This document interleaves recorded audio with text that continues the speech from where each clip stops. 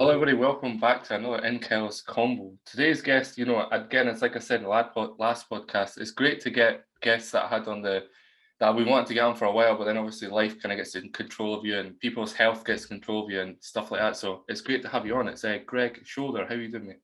I'm not too bad, thanks, Carl. Yourself? Yeah, I'm good. I appreciate your time to talk about, something I was really curious about, and it's probably one of the biggest uprising careers out there is marketing. Like it's everybody wants to be involved in marketing, whether that be like social media marketing or, promotional videos, YouTube and everything like that. What was your before we get into a little bit of your background to talk about some subjects, what was your like notion to get involved in marketing? Marketing is actually something that I kind of just fell into. I had a huge passion for doing film, and that's what my degree was actually in at university. I went and did film. I specialized in writing and directing, and it's a really long, kind of complicated story, but it's obviously a very challenging business to get into. And did a bit of freelancing for a while, which worked. But then I got an opportunity to work in China, and I was teaching. I was a TEFL English and drama teacher for a while.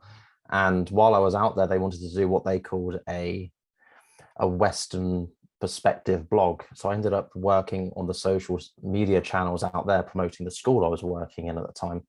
And from there, when I decided enough was enough in China, I came back. I landed a job at an agency that worked with private and independent schools, and primarily doing social media marketing, website design. And it was kind of a gradual slope, me falling into marketing.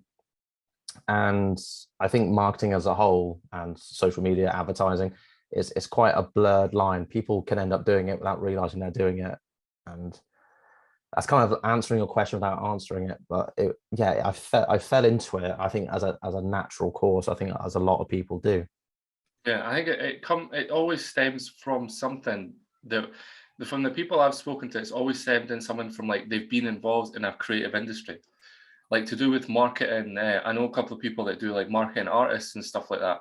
I'm not going to shout you out because you didn't pay me, but like they're cool guys, and they started off as singers, and then some of them drummers. Now they market artists to record labels.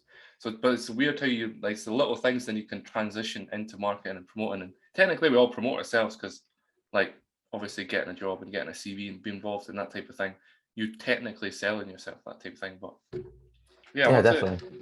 Yeah, I think something that you said though is I didn't actually know is that you taught in China. That's what was that like? What was that like? Because that's a complete different culture change. Yeah, it was huge. So I worked in an area called Wenzhou, and it's about 4 hours south of Shanghai. It was kind of known as a fisherman's kind of village area, and they had an independent private boarding school there. And yeah, I was looking around for jobs at the time, and I just got a phone call, and I thought straight away, this just sounds too weird. You don't believe it in a way. And then after a while, I went through all the interviews, and once it kind of sinks into your head about how weird that will be, uprooting and leaving your country, your home.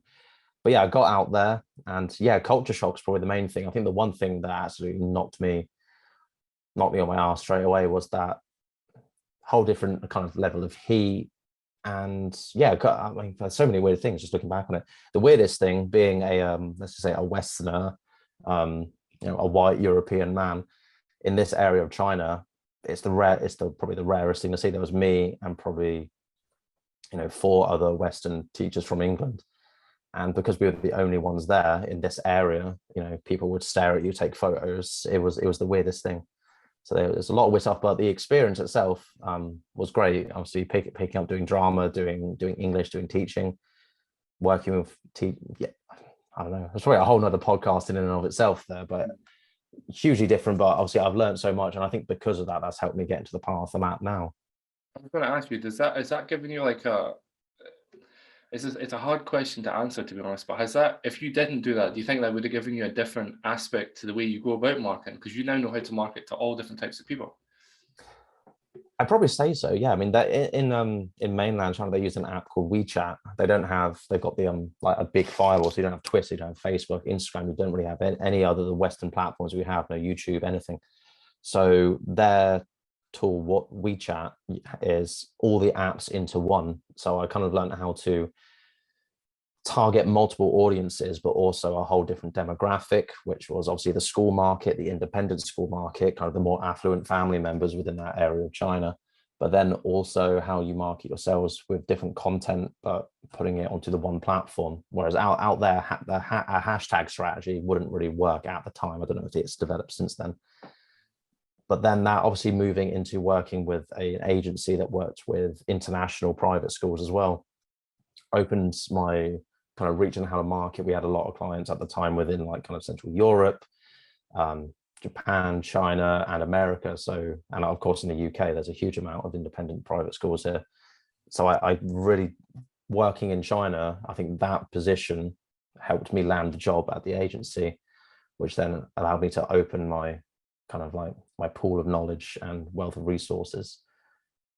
But yeah, without the China job, I don't think it would have one, put me on the path I'm probably on now, and it probably would have, I say limited it, because I think as well with marketing, a lot of it now is social media. Social media is a fantastic platform that everyone uses now, from the smallest startup business to the massive blue chip customers in the world. Yeah. But they will, when I was, say in university, producing and promoting like the student films I was doing, it was really just Facebook. Instagram was quite new at the time, I believe, or new to me anyway. So marketing then versus what marketing is now, I think it's hugely different, because there is this social aspect to it. The everything's changed. You're not really working on magazine and print so much. Everything's a digital landscape, which China helped introduce me to, because I was stripped back of everything from on my phone, from Twitter, Instagram, Facebook, had to learn something new. And then I ended up kind of naturally combining the Western strategies I would have used on those platforms with the WeChat platform, and it worked from what I could see from the analytics while I was out there. So it's a nice little kind of positive culture clash. Would it be somewhere that you would like? I'm not about to offer you a job, by the way, but would it be somewhere like, if you were to get offered a job, or maybe in the now in the future, whatever, would it be somewhere you would like? Obviously, you wouldn't go back to that particular place, because like you were saying, it's quite rural. So you'd go to somewhere like one of the bigger ones, like Shanghai or something like that, or yeah, somewhere in that region. But would you go back over to like kind of like enhance your knowledge again, not even if it was just for like a couple of years, but to work in like the marketing industry if you had the opportunity? I would, to be fair. I mean, I quite enjoy traveling. I quite enjoy seeing the world, and when you do that as well, you're experiencing the world itself as, say, a tourist, but then also a whole different landscape of how you like to read people. One thing I've always really enjoyed doing is, as I mentioned earlier, telling stories, reading people, and you only really get that from going around. So a whole different world that so many people wouldn't think of, like obviously going to, say, a rural part of China or other parts of the world. Yeah, I think it's great to expand the mind and gets you out of, not saying people are in a bubble, but for me, I think I was in a bubble unknowingly. I think when you're in a bubble of the country you live in, so moving out of something so comfortable compared to if you went to America or, say, mainline Europe, you push yourself, you push those boundaries, you push your limits. Me, flat out full transparency, not just from a professional side of things, but from a personal kind of growth. First night I got there, I thought I made a huge mistake. I cried the first night. I was bricking it. And then, after a while you start to learn, I can take care of myself. I can do this. Yeah, you've got to try and learn the language to fully kind of integrate yourself. But you realize it's not much different. You just got to push yourself past your comfort zone, which was the exciting part, I'd say, in hindsight. Yeah, I mean, I can, with me being dyslexic, I can't imagine what it'd be like to learn another language. Like, English is hard enough for me, but like it's amazing. Again, the things you've probably learned and know about, as I was saying earlier, about marketing and about just people in general, probably come from being able to go to like a different country. And like you're saying, you like traveling, so it's weird how everything, like what you're saying, from what you said, film and traveling and teaching and all these sorts of things, they're all kind of like involved in marketing. So you're right what you said, it is like a big circle, to be honest. But something I'm curious about, and it's because I get asked it with being involved in radio and things like that, especially going to college and that. Did you think it was quite a daunting move to go to college to study in the creative industries?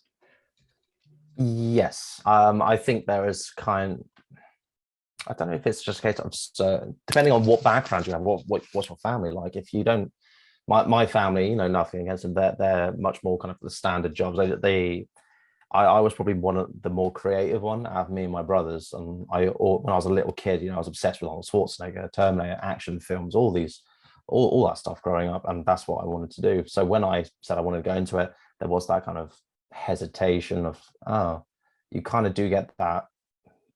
Some people think it's a joke. You see it in the media. People, you go to some sort of art school or creative output school. The number one joke is, if you go to acting school, is learn the line, "Do you want fries with that?"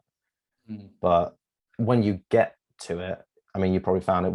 The university I went to, it was primarily a creative arts university, and they did journalism. They did like kind of glass pottery making, everything, textiles, film, photography. So once you meet up with loads of like-minded people and realize that, yeah, for the next 3 years, we're going to be the best of friends. But as soon as we're done with that, it's going to be, I'll kill you to get a job. So you do land in that comfort zone just when you realize there are so many more people out there, and you do build up this really good network. I've worked with a lot of the graduates that I went to university with. But yeah, you do. It is daunting to a lot of people. And I think as well, after lockdown, a lot of people may have been a bit more concerned about it because they realized that there can be a full stop on it.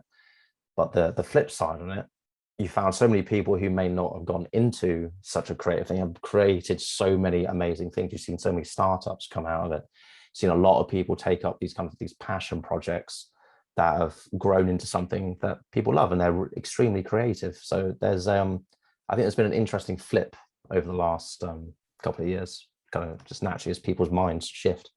Yeah, because it was the uni course I'm going to. I don't really want to say it like online, obviously, but I'll tell you later in that. The place I'm going, they said that they never usually would do it because the college I'm at now, you can kind of like transition to it because they kind of have a link or like some sort of like either the teacher knows a teacher. There's something to do with like the college and uni, they kind of stick together, even though it's like well over 100 miles away. But they were saying that we've had such a big influx in it, we need to actually now limit people. So if you could have your, we just need a HND to get into the third year effectively, which is the last year. But like you don't need to, you can't, it's such a weird one, but they're like, usually we just let everybody go in, but now we're having to limit people. So is your work good enough? What do you do outside of this? And what is because of the influx of people being involved in creative industries. But yeah, I'm fully the same when I got it as well. People were like, you do know you'll end up working, and like nothing like is wrong with working in Asda, but you do know you're working in Asda or like a food shop or something like that. You won't actually end up in the thing because the likeliness is like so slim. But it's like, well, it's one of those weird things. It's you never know like the step that you're meant to take until you actually take it. You know what I mean? It's usually the most unlikeliness jobs.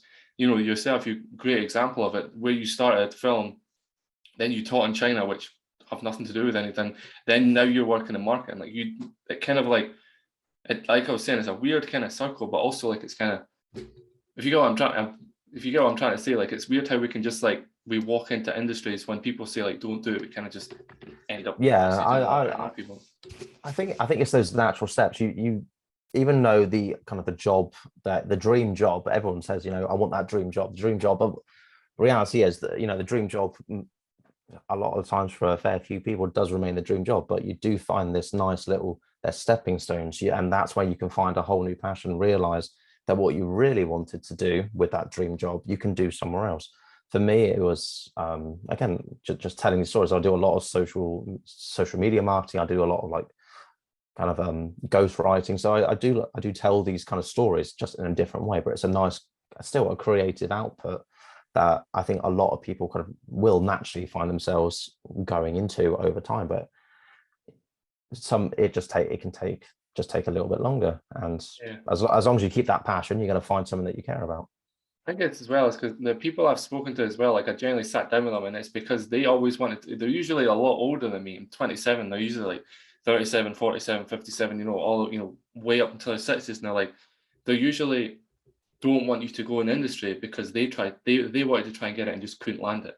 So like, because they didn't do it, they don't want you to do it, and it's bringing down that. It's like the whole saying about surrounding yourself with negative people and all this sort of stuff. It's kind of links down to that. But yeah, I think the people that I know that have went into creative industries and done podcasting and done all this sort of stuff, 2 of them actually now work for the BBC and 1 of them for Channel 4. So it's completely different than what I'm doing, but they've managed to promote themselves by doing something like that, by just sticking in the industry rather than just being like, you know what, I'm just going to stop and, well, everybody keeps talking negatively about it, but question I'm curious to ask yourself, right? Because obviously you've done the uni, you've done things like that. With marketing and with like any sort of like media, any sort of media job, acting, movies, radio, video, photography, screen, everything like that. Do you think it's also important to have like a side hustle type thing in the sense of like a podcast or like a YouTube channel or Mixcloud or anything like that? Do you think you should have something like that so you're not just another person with a degree? You actually have a degree and a YouTube channel, a podcast, or something like that. Do you think it benefits them? Yeah, definitely. I think if you've got, especially within the creative industry, if you're truly passionate, you're going to have that voice at the back of your head. She says, I've got to get this out. I've got to write this down. I've got to take that photo. I've got to do this. And I mean, I've gone through a few of them. I started a YouTube channel that was like kind of like, I wouldn't say a side hustle, but it was a way for me to get out that kind of like creative urge that I couldn't find myself doing all the time at university.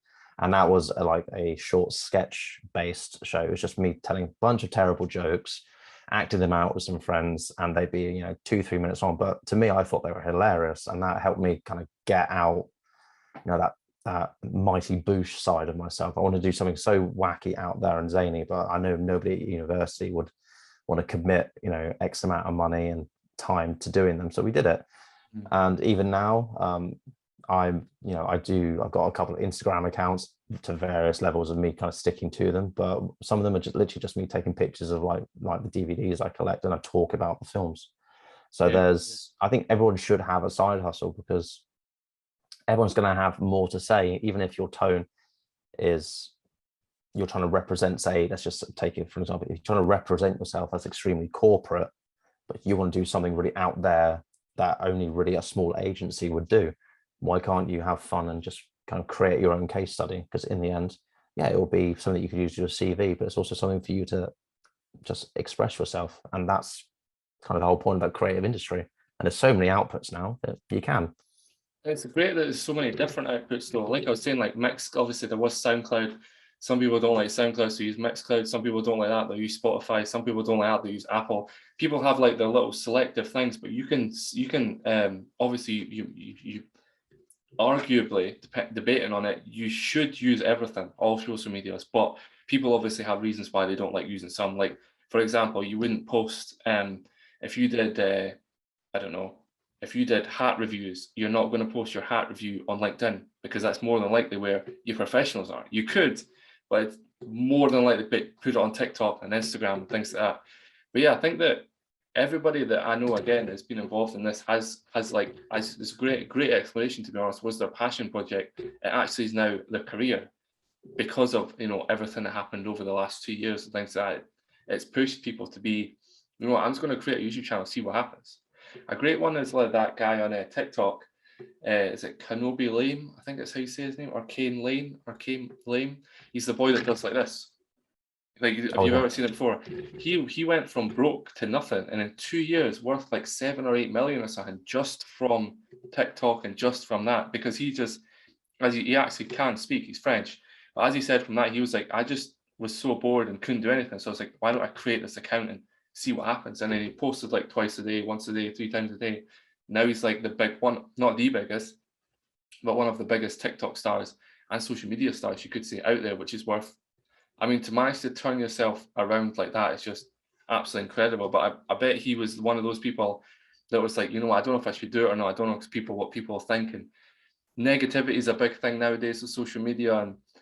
But if this is a good point, actually, I'd be curious to hear your point in this, because you do create a lot of stuff. when you get negativity, I'm not saying you do, but if you do get negativity in that, how do you not then let it affect you? Because social media is one of those places where we all get. I've had negativity on all of my accounts. I've had, you know, hate in that. We all have. But how do you not let that affect yourself? And to add a point onto that one, if there was somebody that was getting affected by social media, like negativity, or we'll stick with negativity like bullying and things like that, what would your advice to that, you know, person be? I think that's, oh, yeah, let me try for it.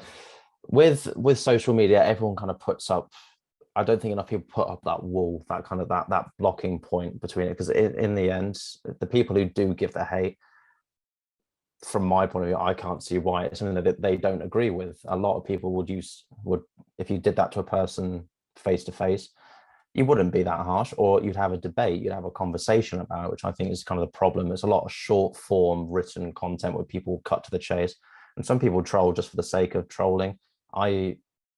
The thing I always thought about when kind of engaging with a person, a less pleasant person, shall we say, is how bad must their life be or their situation be that they've got to take it out on someone that they don't know.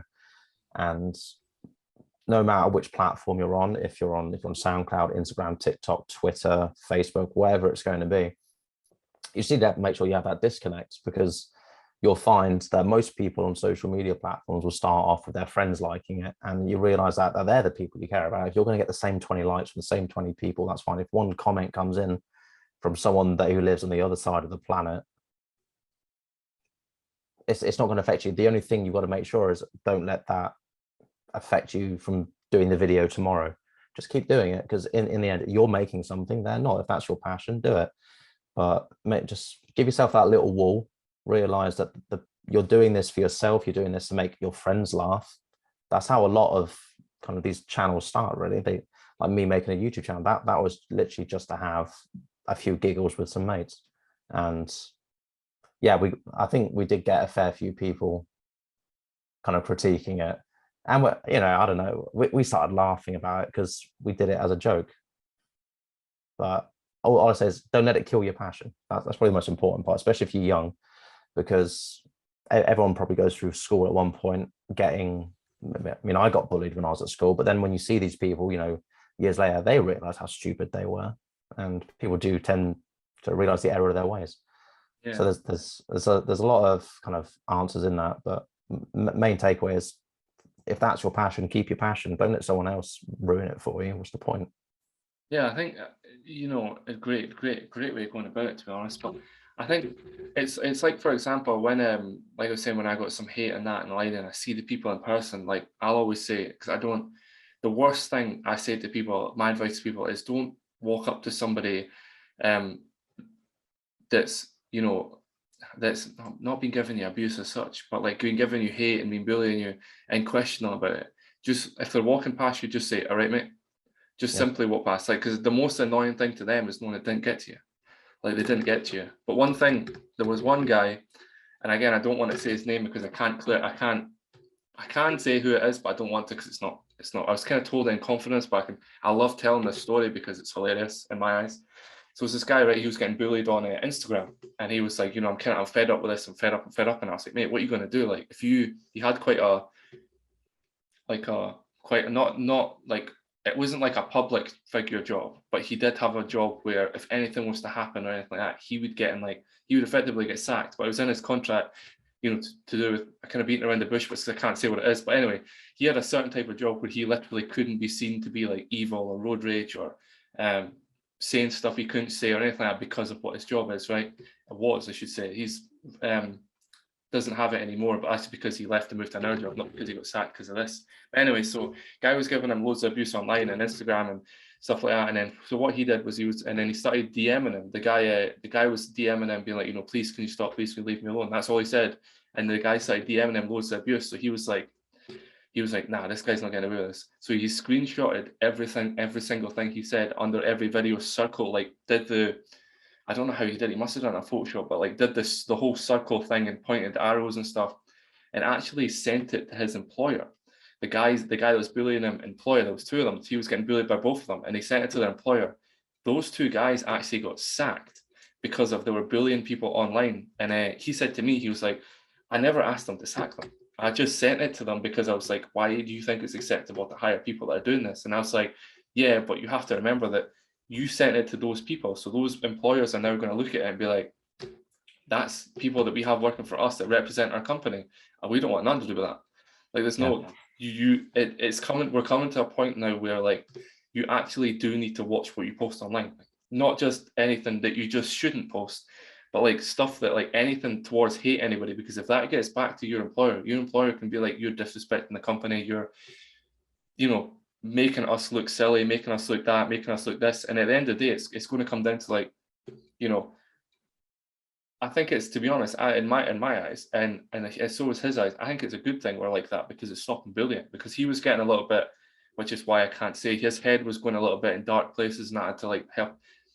I'm not taking full blame for it at all, because it generally wasn't me, it was all him. But I had experience. I told him my experience and how it worked, and now he's like better than ever, and he kind of laughs at them a little bit. Like, he kind of laughs when he walks past them. He kind of laughs. He's like, well, you know, if you just hadn't called me, I'm not repeating what he said because I just wouldn't say that. But if you hadn't called me this and this and this, you would have a job. You'd still have a career, a girlfriend and stuff. And because you did that, she found out what you said. She doesn't want to be around people that speak like that. It was crazy. It was crazy. And as I said to him, I was like, you know, you should just don't let it get to you.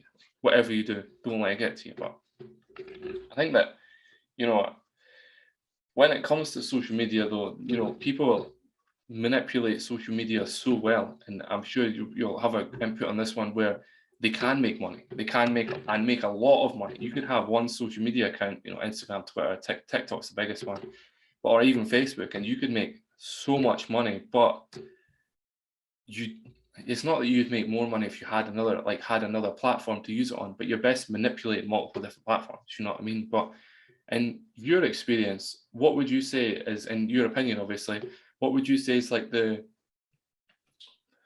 say like the top 3 biggest social medias to use for like marketing yourself or a product to that just now? Right now, so I think if you're marketing purely yourself for more of an employment and to employer, I think LinkedIn is growing. I think LinkedIn has changed over the years as effectively what it started off just being a website to help people find a job, but now it's become a bit more of a humble bragging kind of website for a lot of times. You know, you post, I do it myself. I post an achievement if I've done like an online certification or something, but a lot of people now, it's a lot more talking about your showcase. You know, you're doing those.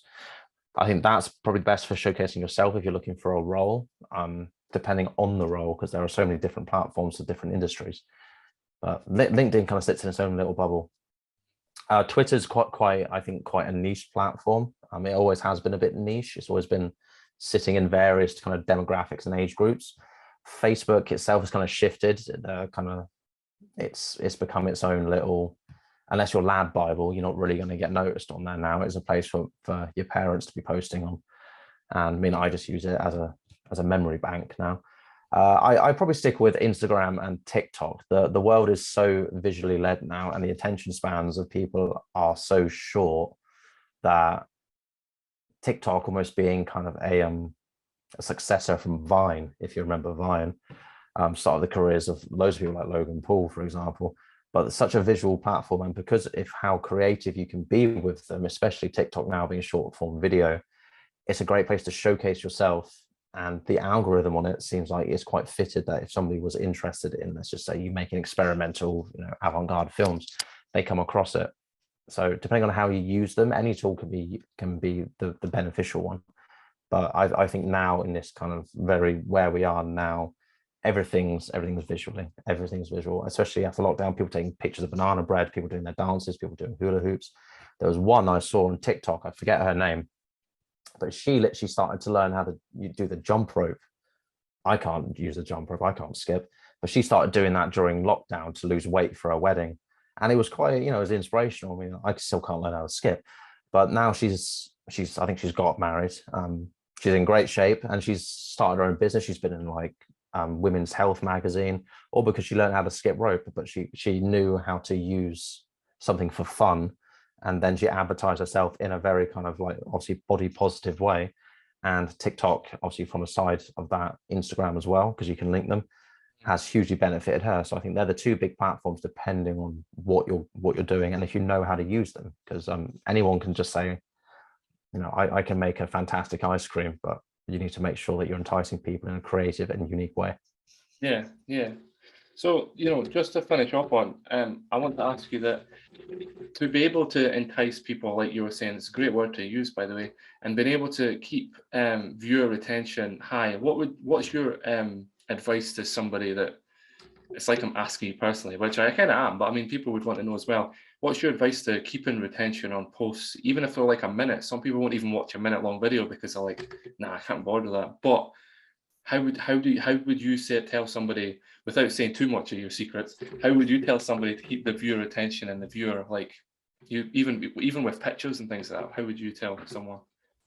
For me, what I think always works is, especially after losing that sense of connection during lockdown, I think personality is probably the most important thing. If you can showcase who you are, I think if you gave 7 people the same advertising slogan about Hovis bread, for example, they're going to present it in 7 different ways. And if you can bring someone in, whether that be you starting it with a smile, you starting it with a joke, you're just starting it with like a giggle, you're giving off that kind of personality. And I think that will attract your audience, and that's going to help retain them over a while. So I be true to yourself is what probably what I would probably say. That's how I always try to